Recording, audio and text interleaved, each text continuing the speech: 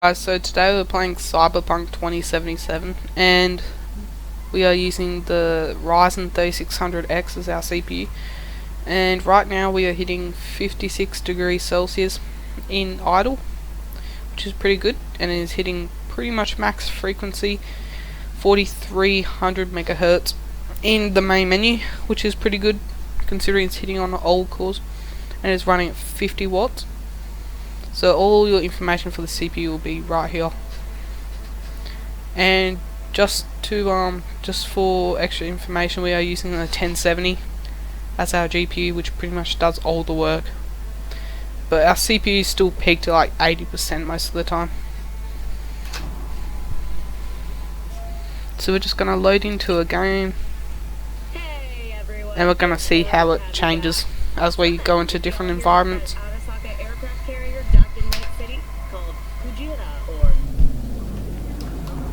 So here we are in pretty much like the middle of the city. So we are in Little China. Quite a few things to do here. I'll just pick up a car so we can see how it is to drive. Why? And I'm going to drive out to about here, just so I can show you how it looks.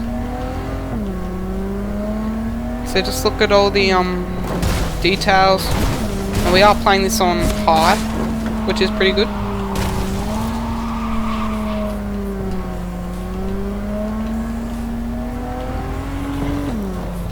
Oh my god. So right now I'm playing this on very hard. It's not that hard. The story's still quite easy. And it is a really good game. So you can buy this on Steam, or you can get the cracked version if you just want to try it out.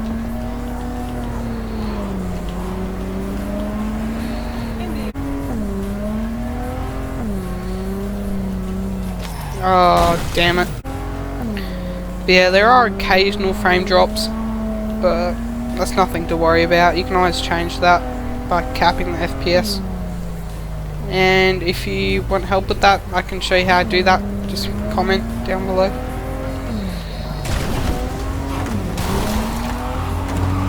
And so recording footage usually does downgrade the FPS quite a bit.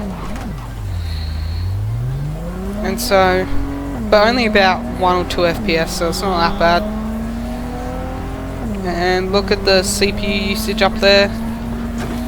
So it changes from like 70 to 90 FPS, which isn't too bad.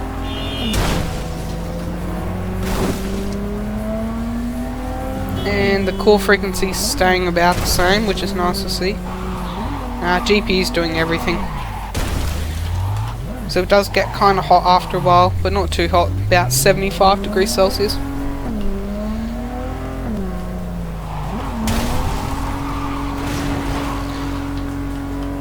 And if you want to play this and your setup is not the best, I definitely recommend playing it on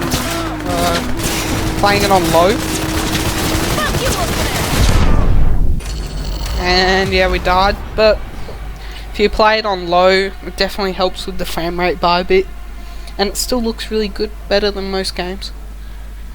And I definitely not recommend playing this on a console, it just looks horrible.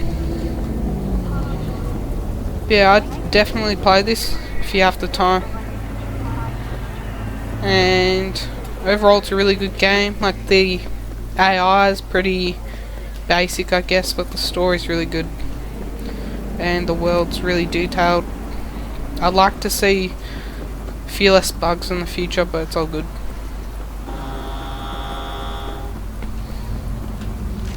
And you definitely get a lot more stuff as the game progresses. You got it wrong. I'm only on the second main mission right now. I've already played the Nomad path, and it's pretty good.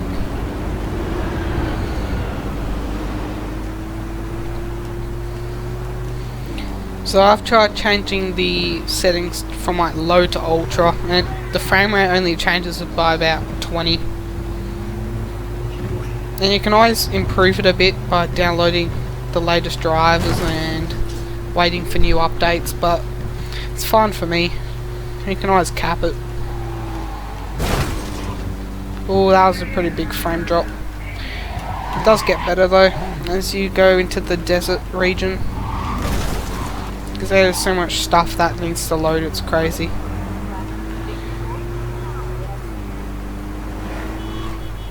I'm just gonna get out, have a look at the car a bit, change it to low, see how that looks. Still looks pretty much the same to me, just a bit less realistic I guess, but you can definitely play this and our frame rate's already a lot better. So I'd recommend playing this if you're looking for a smoother experience. And yeah, it's really good. And here's my character here. He looks ugly as hell, but that's all good, because I just rushed making him. And as you can see, we have all the stuff in our inventory. All the different upgrades we made. Not many, but this cost quite a bit, like 1,500 bucks. I'll jump down.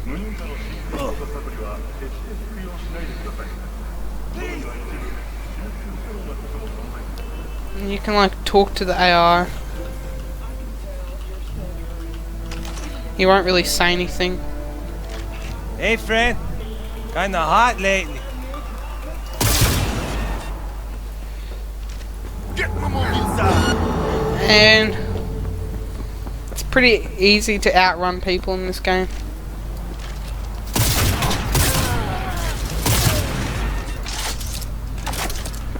Only when he gets like 4 stars it gets hard. But this game looks pretty good. Our CPU is still fairly cold. And I'll show you some stats like right now.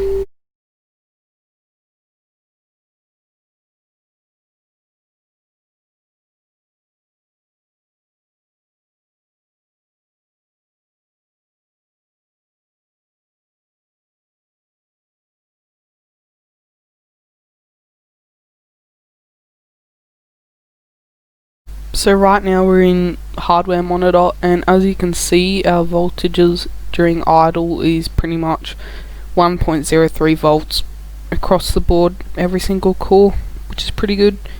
And we just finished Cyberpunk, which means, well, it's still running, so it's only 45 degrees Celsius, which is pretty good.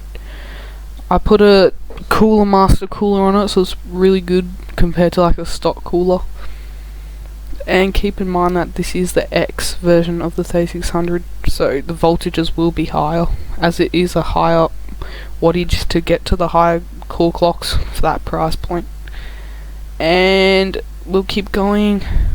So here we have the watts. So all up it's about 30 watts at idle. And this is the percentage of all of our threads. So they're still in, like, they're pretty much rendering YouTube and Cyberpunk and also streaming, so that's pretty good. And our core clocks right now are 3.7 megahertz across the board. And right here is just whenever you open a program or something, it spikes up, but that's pretty usual for most processors. And overall I'd say that this is a really good processor, 3600X, but I'd probably wait for Zen 3 to be out with the newer budget chips, as it will have higher core clocks for a cheaper price.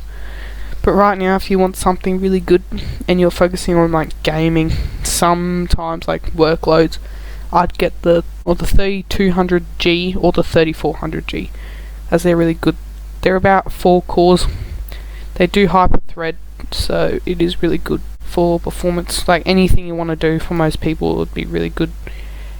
And in terms of Aussie dollars, they're about 250 bucks, whereas the 3600X for me was like 380. So it is quite a big price difference, but it is worth it for the 3600X. See ya.